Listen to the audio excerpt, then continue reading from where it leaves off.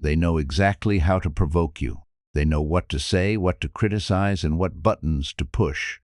But what happens when you stop giving them the reaction they came for?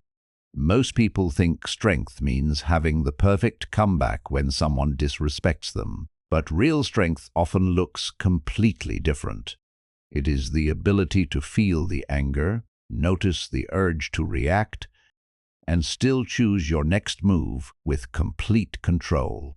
Once you understand that difference, you stop giving other people's words unlimited access to your peace.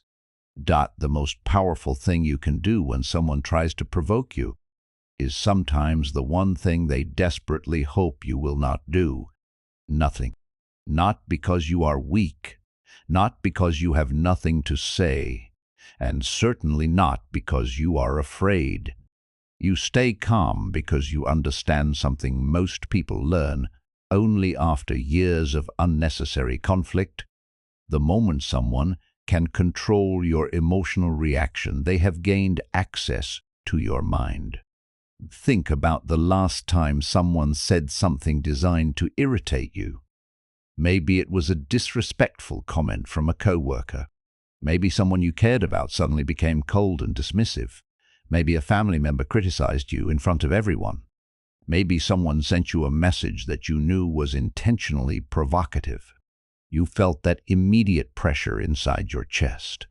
Your mind started preparing a response before you had even finished reading their words. You wanted to explain yourself, defend yourself, prove them wrong, or make them feel what they had just made you feel. And that is exactly where the trap begins. Because when your emotions rise, your attention leaves your control. Suddenly, another person's behavior determines your mood, your thoughts, your words, and sometimes even the rest of your day. They said 5 words, and somehow those 5 words followed you for 5 hours. You replayed the conversation in your head. You imagined what you should have said. You created arguments that never happened. You became angry at someone who was no longer even in the room. Ask yourself something uncomfortable. If another person's behavior can ruin your entire day, who is actually in control? This does not mean disrespect should always be tolerated. It does not mean you should allow people to mistreat you. Stoicism was never about becoming passive or accepting everything silently. The deeper lesson is about separating the event from your response to the event. Someone can insult you. You cannot always prevent that. Someone can misunderstand you. You cannot completely control that. Someone can reject you, criticize you, betray your trust, or attempt to provoke you. But there remains a space between what happens and what you choose to do next. That space is where your power lives. Epictetus built much of his philosophy around the distinction between what is within our control and what is not. Other people's opinions are not yours to command. Their moods are not yours to manage. Their decisions are not yours to control. Their respect cannot be forced. But your judgment, your words, your behavior, and your response belong to you. Imagine someone at work deliberately trying to embarrass you. They make a sarcastic comment in front of your colleagues. Everyone becomes quiet for a moment. Your first instinct is to strike back. You want to embarrass them in return. You want the room to know that you are not someone who can be disrespected. But what if you pause? What if you look at them calmly and simply say, "I don't think that's necessary," and then continue with your work? You have not surrendered. You have not lost. You have simply refused to let their behavior dictate yours. That is emotional control. There is a difference between having no reaction and having a controlled reaction. The goal is not to become a person who feels nothing. The goal is to become a person who does not allow every feeling to become an action. Anger can appear without becoming an insult. Disappointment can appear without becoming desperation. Fear can appear without becoming panic. Jealousy can appear without becoming accusation. Pain can exist without turning you into someone you do not recognize. Marcus Aurelius repeatedly returned to the idea that the mind has the ability to examine what happens before deciding what it means. That is a profound skill in modern life, because we live in a world that constantly rewards immediate reaction. Social media encourages instant outrage. Arguments become competitions. Messages are answered before emotions settle. People post things they regret because they wanted to win a moment. But your life becomes different when you stop treating every emotional impulse as an instruction. Consider a relationship. Someone you care about becomes distant. They stop responding with the same enthusiasm. Your mind immediately begins searching for explanations. Are they losing interest? Did I do something wrong? Why are they ignoring me? You send another message, then another. You check your phone. You reread their last response. You begin constructing stories from incomplete information. Tolerance. The problem is not simply that the other person became distant. The deeper problem is that uncertainty activated your need for control. You cannot force someone to communicate honestly. You cannot force someone to value you. You cannot force someone to stay. But you can decide that your peace will not depend on receiving the response you wanted. That shift is enormous. Instead of chasing certainty, you return to yourself. You ask, what can I do with the information I actually have? Maybe you communicate clearly once. Maybe you establish a boundary. Maybe you step back. Maybe you decide that the person's behavior tells you something important about whether they deserve continued access to your life. You do not need to punish them. You do not need revenge. You do not need a dramatic final speech. Sometimes the strongest response is simply changing your participation.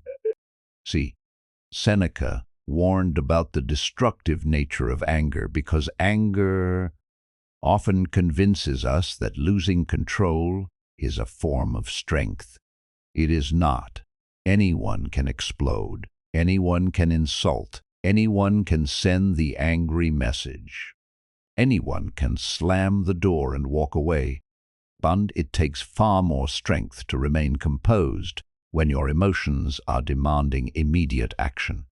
Think about the person who constantly tries to get a reaction from you. They know which words irritate you.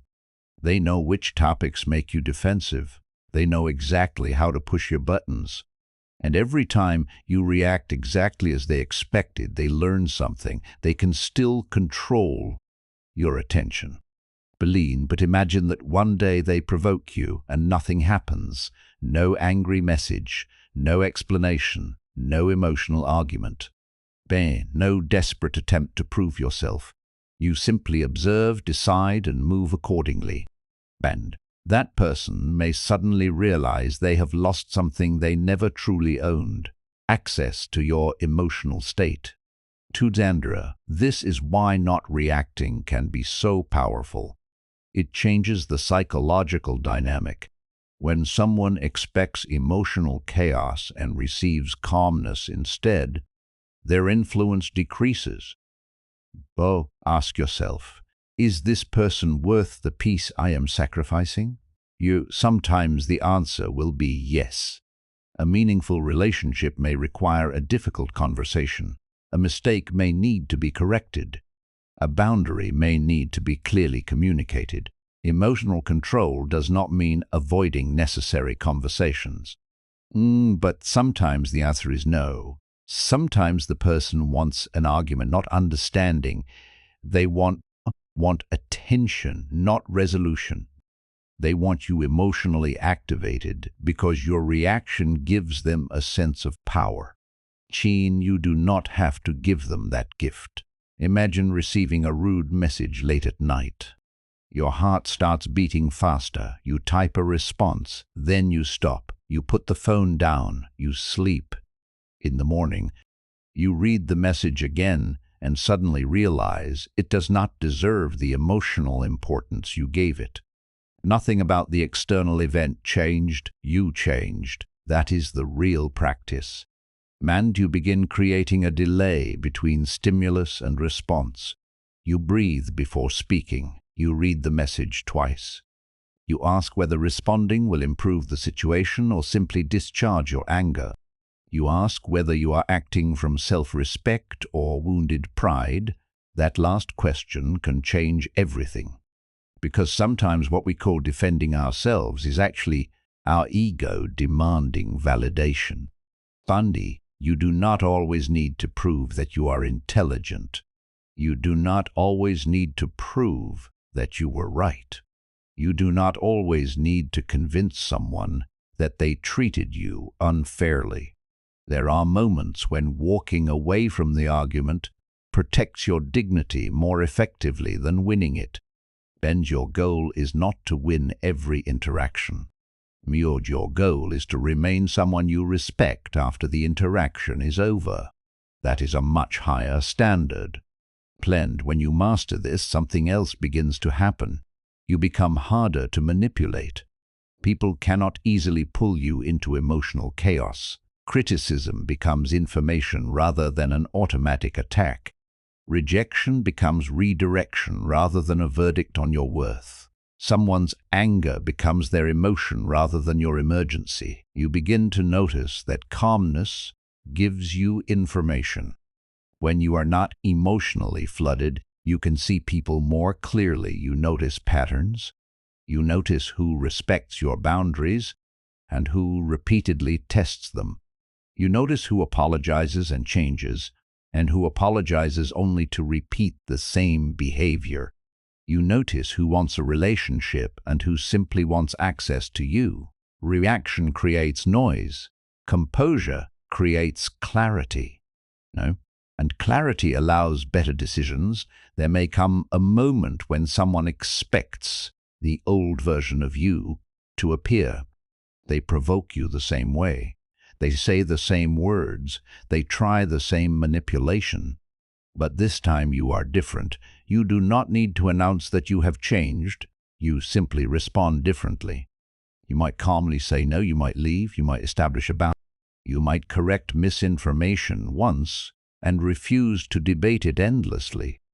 Or you might decide that the relationship no longer belongs in your life. And the important part is that your decision comes from clarity rather than emotional impulse. This is what emotional strength looks like. It is not having no emotions. It is having emotions without becoming their prisoner. So the next time someone disrespects you, remember that the first battle is not against them. It is against the impulse inside you that says, react now, pause, observe, breathe. Plan to ask what is actually within your control. Then choose your response. If you need to speak, speak with precision. If you need to leave, leave with dignity. If you need to establish a boundary, establish it without hatred. And if the situation deserves nothing from you, give it nothing. You will eventually discover something that changes the way you see people. You cannot control whether someone respects you, but you can control how much access their disrespect has to your mind.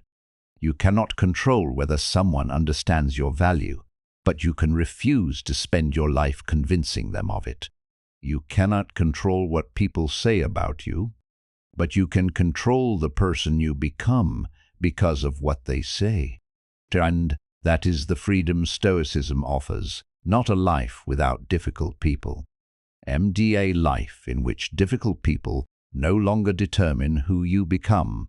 And if this message speaks to something you have been dealing with, take a moment to let it settle. You do not need to react to everything that hurts you.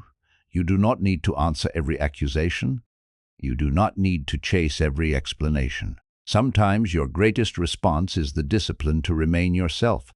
Deemed, if you found value in this lesson, take a moment to like the video and subscribe to Daily Stoic Dose. Stay with us as we continue exploring Stoic wisdom, emotional strength, self-respect, and the discipline required to build a mind that cannot be easily controlled. Pen dies, because the ultimate victory is not making your enemy feel powerless. Del Melians. It is reaching the point where their behavior no longer has the power to disturb your inner world. When someone tries to pull you into chaos and you choose clarity, you have already won something far more valuable than an argument. You have won command over yourself, and once you can command yourself, other people become much harder to control you.